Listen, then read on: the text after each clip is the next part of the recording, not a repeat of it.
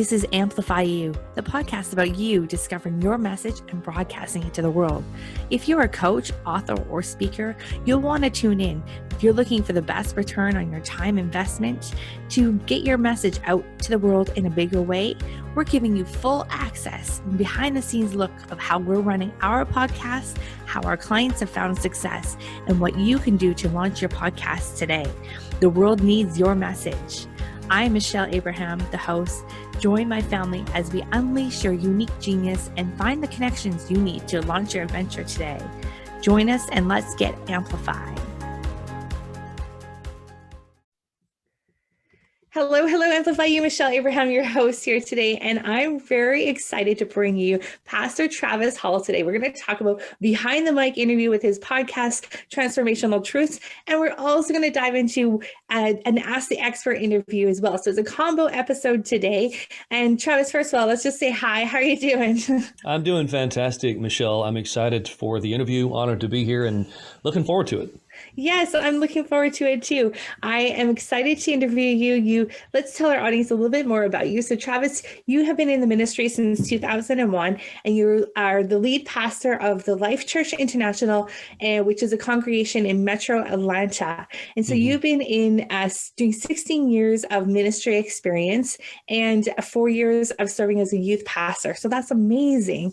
And so what's great about Travis, you're traveling around and you're also a conference speaker. So you get to be on stage a lot, and you are just passionate about helping people invest in leaders and helping people discover and develop and protect their God-given purpose, which I love because it's very much aligned with what we do at Amplifyou as well. And you are also a new author this year. You have a book that's just come out. That's the 7 Deadly Thoughts. And I'm glad I said it right this time, because when we were in, just before we pressed record, I said it like 7 Deadly Sins. And I'm like, that's all right. And then you said that means it's working. So that's right. So let's dive into your book first. Well, tell us a little bit about the book, and obviously that was a great title. Yeah, thank you. That means it's working. I knew the title would resonate. Well, honestly, Michelle, the vision behind the book was born out of countless coaching and counseling moments with incredible people. Gifted people who probably didn't see themselves as gifted, who probably didn't see themselves as people with potential. And they were stuck. But it was amazing to me that they saw themselves as being stuck. And as I continued to interview, talk, and coach these amazing people, I discovered that their limitations, none of them were external. They were all wrestling with limiting beliefs that at some point, usually early on in their lives, they had adopted, beliefs that weren't true about themselves. And so they were settling into a mode of life that really wasn't what they were created for. There was so much more buried inside of them. And I thought to myself, how can I help more people? Because I keep running into people who have the same set of limiting beliefs. And I narrowed it down to 7 limiting beliefs. And it was amazing to me, Michelle, how many people I talked to that said, oh my goodness, they bought the book, they've already worked through the book, it released in February. How did you know this about me? It was like you were living in my house. How did you know this? And the truth of the matter, Michelle, it was twofold. I knew it, number one, because I had to wrestle with these limiting beliefs. And I had coached and counseled with so many gifted people that did as well. So how could I get this message into people's hands the quickest? And so I wrote the book, and so far, so good. That's amazing. Do you also have a training program that goes along with it that people can also I love what you're saying in the book here, Travis. How can we work together with you? Yeah, I'm working on the training program right now. Actually, the request for deeper dives, to be quite honest with you, caught me off guard. I really thought if I wrote the book would be enough to help people get through it. And I'm finding out that the book is just beginning to sort of open the wound, if we can say it that way. Like, okay, we've identified why this resonates so deeply within me. Can we take some next steps? And so we began to quickly realize, okay, we need to create something else that's going to help people live this out, to really help them assimilate these truths and lift these lids. Oh, that's great. And your blog is cultivatemypurpose.com. So tell us a little bit about the blog and what you're doing over there. Well, I just believe that everyone's created with purpose. And I think one of my primary, I believe there's streams of purpose. I think we're always looking for the thing. I think that's one of the confusing things about purpose. We're looking for one thing. I really don't think we have the one thing. I think we have multiple streams of purpose, or I call them expressions of your purpose. I do think our purpose will always be tied to our dominant gift, but I think there's multiple expressions of that. And so I think that's part of what I'm created to do, is just help people discover what that is. Get outside of those limiting beliefs, get outside of the untruths we believed about ourselves, so that we can honestly step into what we were put on this planet to do. Because I don't think we're going to be truly fulfilled until we can do that. Absolutely. I agree with that. Do you think like there's some people who come across that like know exactly what their purpose is? Like it's been ingrained in them. They know it. They live by it. They've known for a long time that this is what they're meant to do. And then there's others that like it takes a while for it to come out and figure out what that is. Any suggestions for those people that are maybe struggling with trying to figure out what that is? Yeah, absolutely. I think I would begin just by asking yourself some questions that will help you get outside of your own headspace a little bit. Yeah. So there are some strategic questions. The most common one that I did not come up with, this has been around forever. In fact, I think it was Stephen Covey that came up with the question, what would you do with your life if you knew you couldn't fail? I think that's a powerful question. I think because I honestly think one of the obstacles of purpose is fear. We wrestle with fear. It's not always that we don't know what we're supposed to be doing. It's the fear of what will happen if we fail at doing it that will often keep us stuck in life. Another question I always encourage people to ask themselves is, what would you do if money weren't a problem? What would you do if you knew you wouldn't have to sift through pain from your past in order to fulfill your purpose? A lot of times the thing that holds us back is old pain that we just haven't dealt with yet. Sometimes we went through a divorce. Sometimes we went through some really painful rejection. And dealing with that pain is scary to us, and so we don't. But we don't realize that the old pain is actually inhibiting us from stepping into what we're created to do. And now we're right back full circle to fear, aren't we? So practically speaking, ask yourself some of those questions to get outside of your own headspace. Otherwise, just go to my website, Cultivate My Purpose. I've actually got some really good blog articles that I released. I know a lot of people, they tell you when you write a blog, don't give people the answers, make them pay you for the answers. I decided to give people the answers, and I think if they find value in that, they'll reach out. And so I didn't hold back. I just put it all out there. I put 10 questions on the blog that will help you. One day I'm going to write a book and put the 10 questions in the book. If you don't want to pay for the book, go to the blog. Yeah, I love it. I feel the same way with content, like you give as much as the value that you have, and then people pay for the implementation and the accountability, right? So it's not the content. Agree. You can find the content anywhere usually. Yeah. You're absolutely right. I agree 100%. Yeah. Yeah, it's interesting how that goes.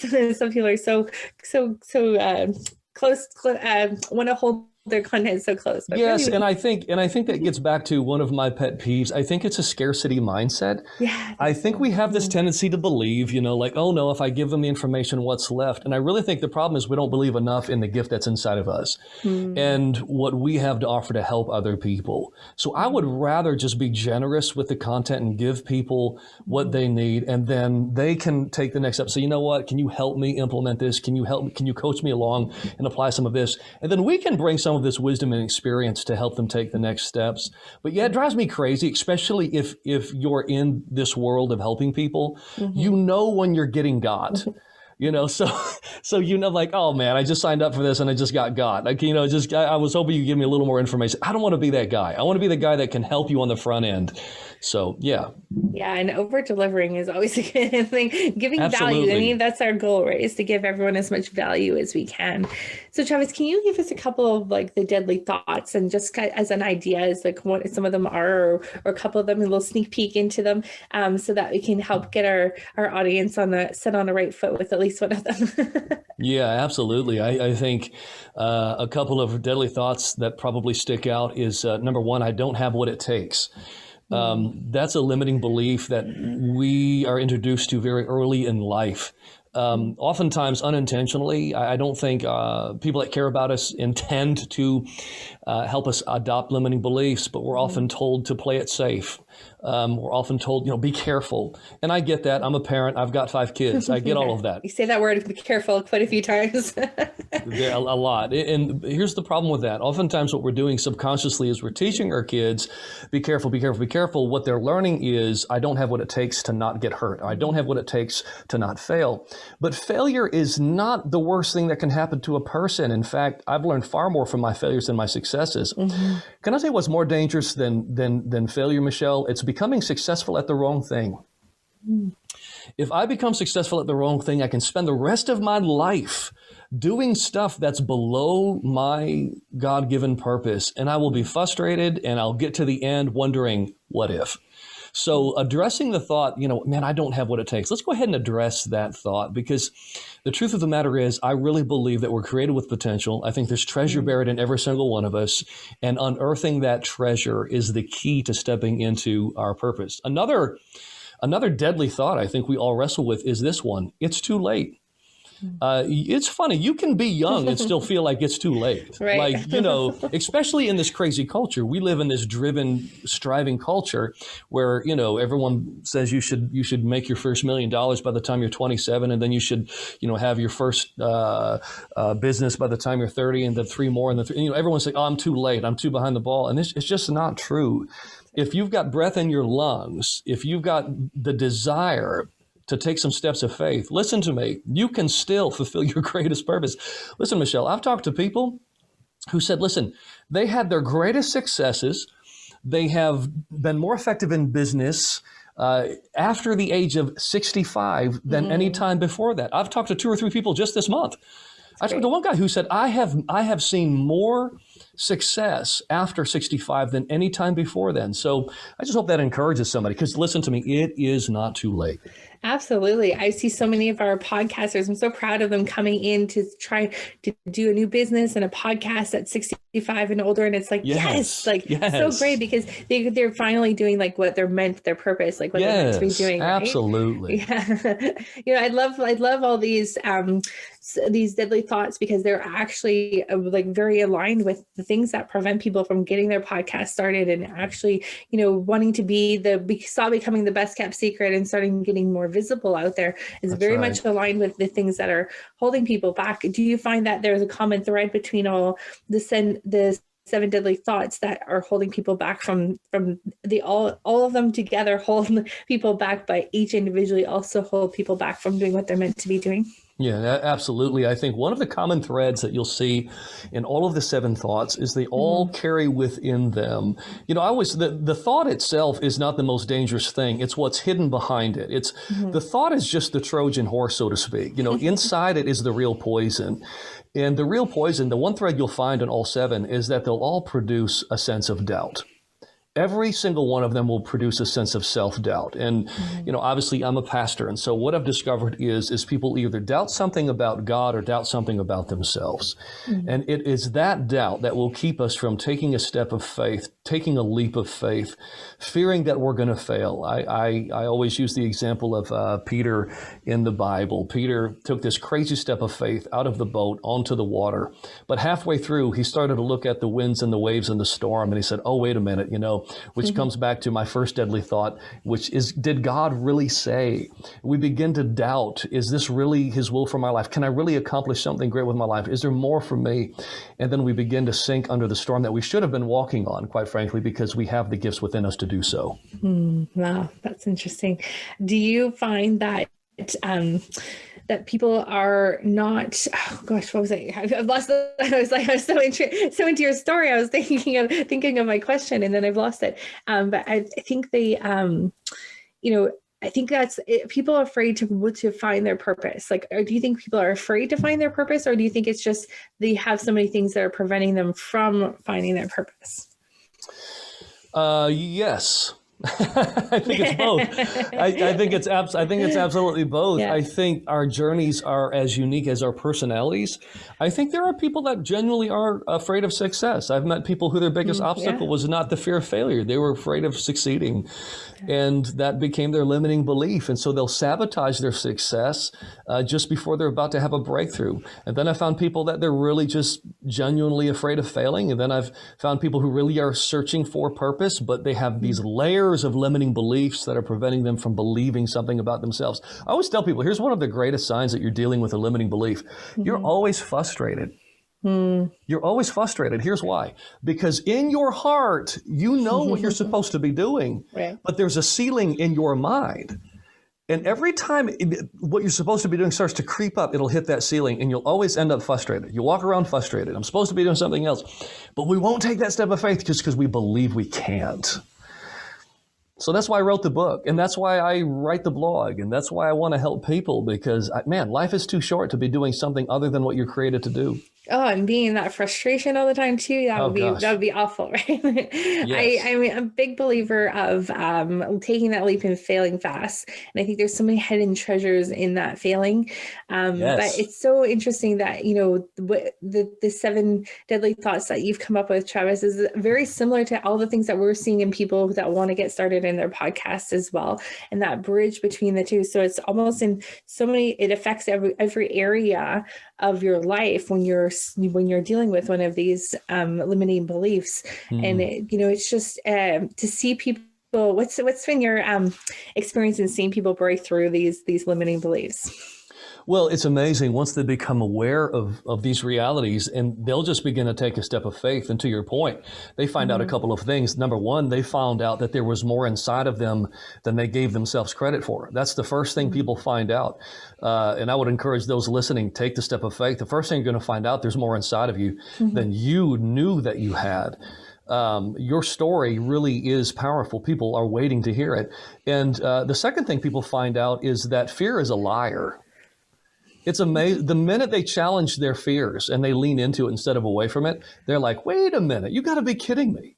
This whole time I was afraid to take this step because I thought this was going to happen. Watch it. Michelle, even the people that experience failure, you know what they find out? Fear was lying to them about what failure could do to them. And they're like, this is all? I thought something worse was going to happen. The worst thing that happened was I learned how not to do it. Right. I grew through it. I loved what you just said, Michelle. I absolutely loved it. Let's go ahead, take the leap and fail fast. Or like, I can imagine thinking about something for so long and having a fear around something so long, then you built up this mountain and then finally you do it and you're like, why did I waste all that time thinking That's right. Exactly about that? Right. I think about that around my taxes, right? I think so much about not doing them. And then when you finally do them, you're like, well, that wasn't so bad. Why did I wait so long to do them? That's right. Exactly. No, that's a great point. I think, which takes me to, I'll throw one last one out at you.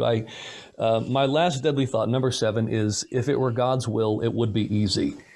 Now, not everyone on listening may be people of faith, so listen to me. But let me just say to everyone listening, destiny does not equal easy. And if we automatically assume that destiny is easy, we will quit at the first sign of adversity.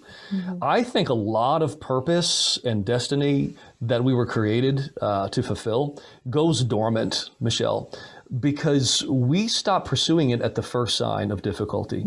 We were convinced that, hey, you know what, if this is God's will for my life, then it should just be easy, like doors should just open. And sometimes we quit so short. I recently talked to some people who said, man, I launched a podcast, but then I stopped doing it. And I said, well, why?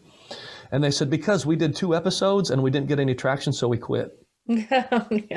Yeah. And I said, oh, well, let me help you with that. Listen, if you're only going to do 2 episodes, you didn't get traction. Of course, you're not going to last. You've got to stay committed for the long haul and believe in the vision that's in your heart. Chase it, go after it with everything that you've got. So that at the end, there's no question marks. You're like, man, I lived it out. I discovered my purpose. I walked it out.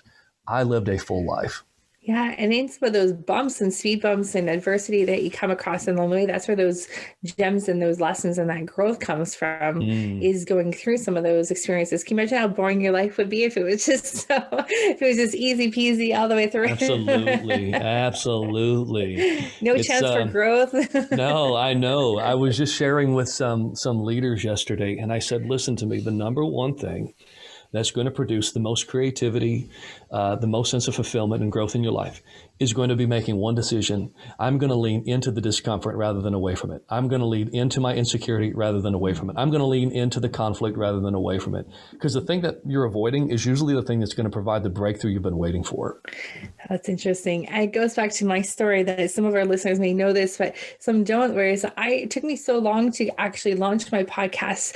And it's all those fears that came up of what would it be like to do that and all this kind of thing. But, now after doing it and leaning into it and launching it and going through, it's like I've gotten very comfortable being uncomfortable in that, in that uncomfortableness has now become comfortable. So now that's been that area of growth. They're able to, and I'm so glad I did, but wish I had done it sooner. Again, that same sort of thing. Right. It's like, should have just busted through those fears right from the beginning. But yeah, the magic that comes from going through something that's uncomfortable to the comfortableness in that now, like so comfortable doing podcasts now. It's like I'm on them several times a day and it's, right. It's not something that's scary anymore. And it's not something that's, being seen and being visible and is not a scary thing anymore. So it's interesting how, I wish I just started it sooner. Yeah, that's an excellent point. You just dropped some gold there. I hope all of your listeners go back and listen to that. You just dropped some gold. Get comfortable being uncomfortable. Goodness. Mm-hmm. Yeah. And then if you just get comfortable with that uncomfortableness, nothing seems to be impossible anymore, right? It seems to be you could do, and you can do anything. You can be anything. You have the power within, and knowing that you have the power within to do anything is such a freeing thought, right? Such a freeing mindset to be in. And, it doesn't stop you from, going out and living your best life and doing all the fun adventures that that you've done, which is so cool. Travis, I bet this book is helping so many people. I really want to share with our audience because this is a lot of the things that are stopping those people that are listening have not launched their podcast yet. These are a lot of the things that are in their way of getting going and getting started. So where can we find your book to buy? Well, I mean, you can find it on Amazon, but I have created a bunch of free resources for people. If they go to my website first, they can go to my website at cultivatemypurpose.com/book. And if you go over there, you can get access to a free 5-part course called Discovering the Purpose in Your Pain. I put this video course together. I put a lot into the course, just like we talked at the beginning of the interview. Yeah. I didn't hold anything back. Give it all. I gave it all, and it's a powerful course. You can get that for free. I also put together my 5 top interviews from my podcast that you can just download. You can get a study guide along with it and the first chapter for free if you go over there. Or you can just go to Amazon and buy the book, but I'd prefer to put more resources and tools into the hands of people. Awesome. So it's cultivatemypurpose.com /book. /book is where you can go find out all that information, guys. So I highly recommend, and we'll put it in the show notes as well. And Travis, I want to talk about your podcast for a minute, Transformational Truths Podcast. So yes. How long is it? How long have you had your podcast for? We launched October 16th of 2020. Great. And what's your experience being as a podcaster so far?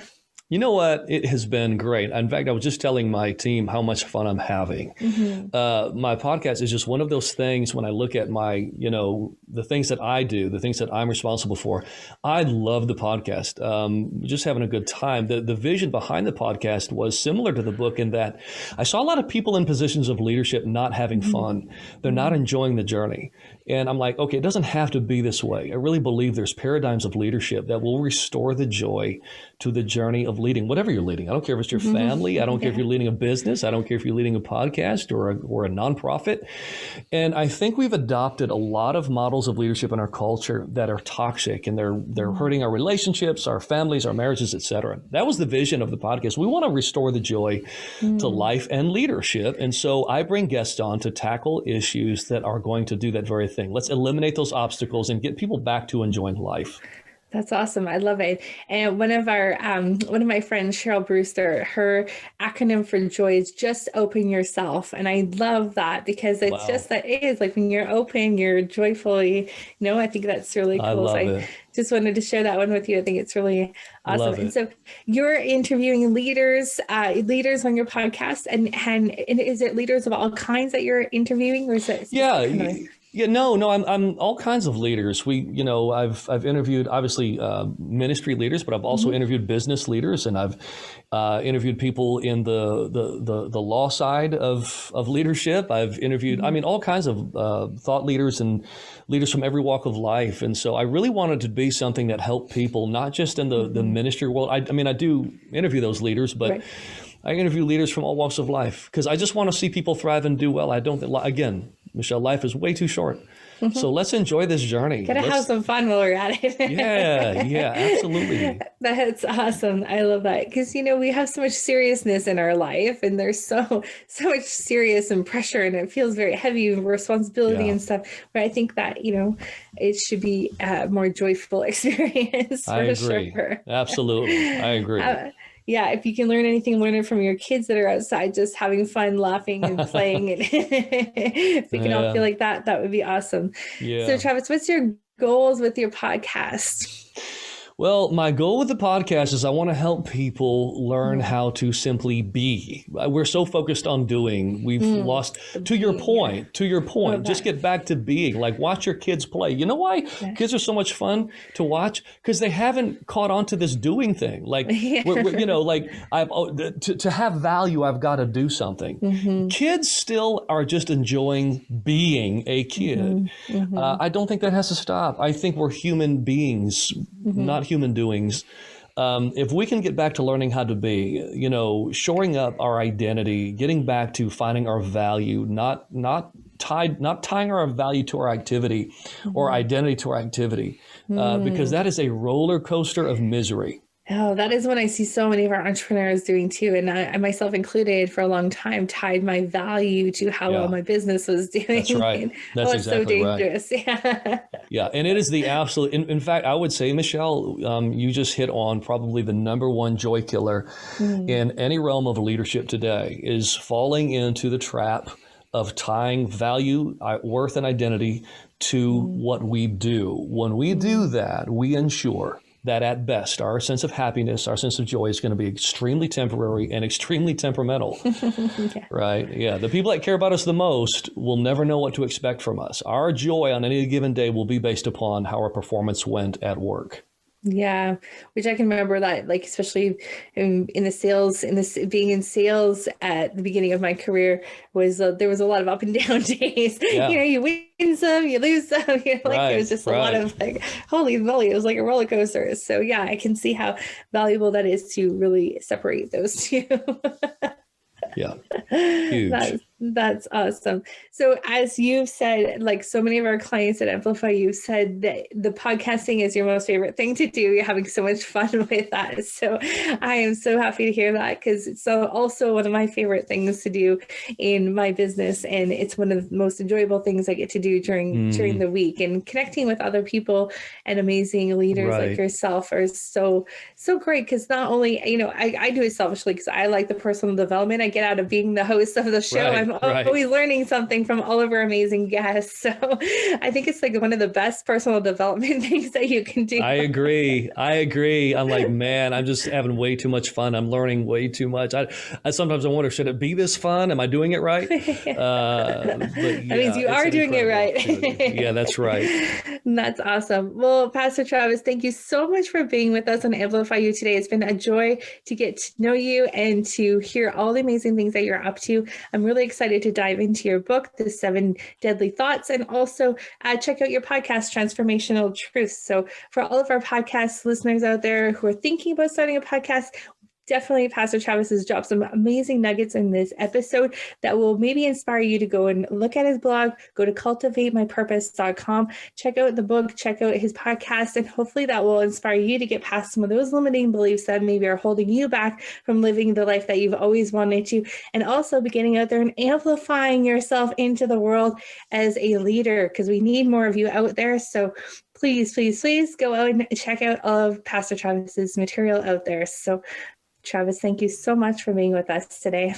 Michelle, thank you for having me. It's been great. Any last words before we let you go? Yeah, I would tell people don't settle for anything less than what you were created to do. Discover your purpose. Go after it. Take steps of faith. Don't be afraid to fail. There's more out there for you. Awesome. I love it. Thank you so much, Travis. Amplify You family. We'll see you again next week.